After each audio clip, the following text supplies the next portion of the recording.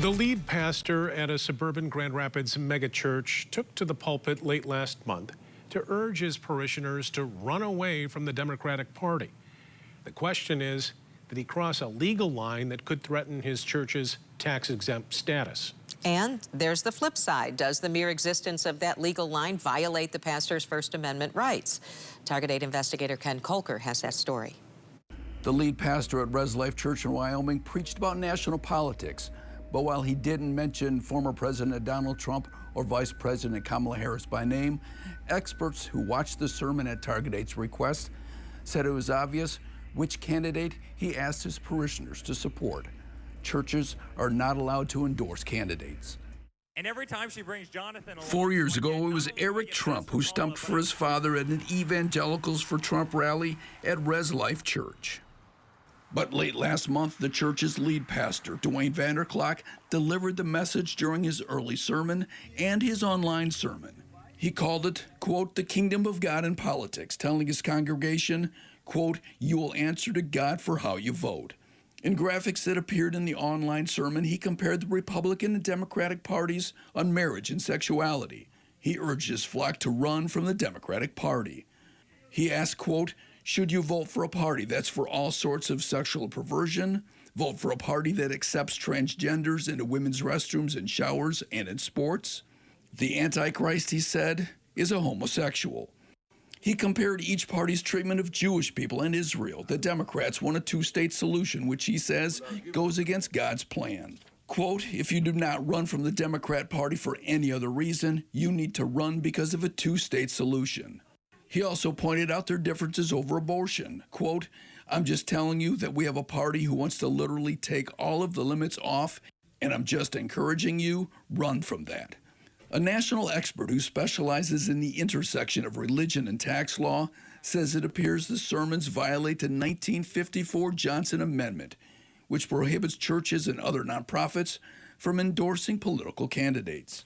In the IRS's view, probably he's crossed over the line, probably he's on the wrong side of the line. So using Trump's name or using Harris's name would have clearly been over the line. The IRS believes that saying you should vote for a Democrat or a Republican does cross the line.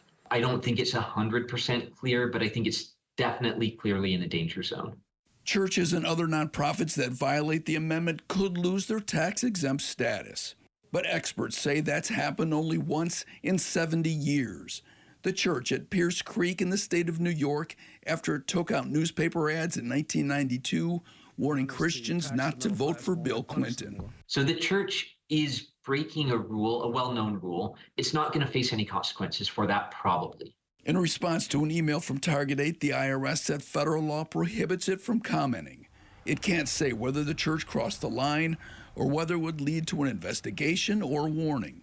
Part of the problem with, with the whole Johnson Amendment is enforcement. Do we want, we don't have an established religion. Do we want people from the government coming into church services to hear what they're saying? John Weil, a constitutional law scholar at Middle Tennessee State University, says preaching on politics dates back to at least 1800, when New England pastors warned that Thomas Jefferson, accused by some of being an atheist, would seize their Bibles if elected.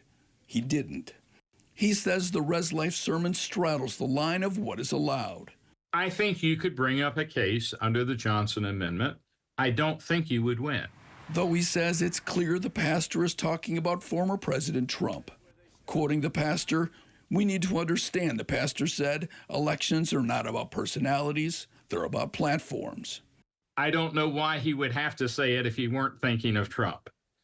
He's basically saying, don't worry about his character. He's right on the issues. Res Life is not alone. A Pew Research survey in 2016 found that 14% of churchgoers heard clergy support a presidential candidate. Back then, the survey showed it was most likely to happen in black Protestant churches in support of Hillary Clinton.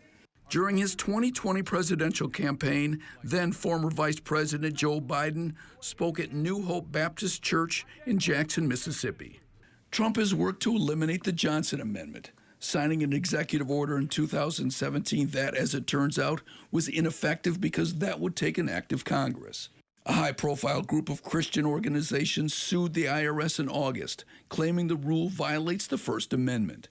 We're talking about whether or not a church has the ability to have their pastor in the pulpit speaking on issues of great concern to the congregation, to the church, to its beliefs. Robert Tyler, president of Advocates for Faith and Freedom, expects the U.S. Supreme Court would be asked to weigh in if the IRS starts strictly enforcing the law. What the Johnson Amendment does is it silences speakers. It silences speech.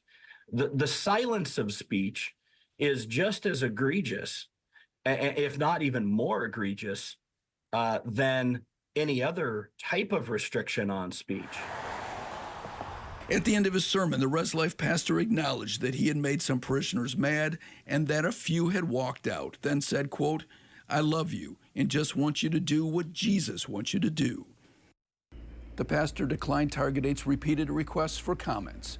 We have links to the sermon on our website at woodtv.com. I'm Target 8 investigator Ken Kolker.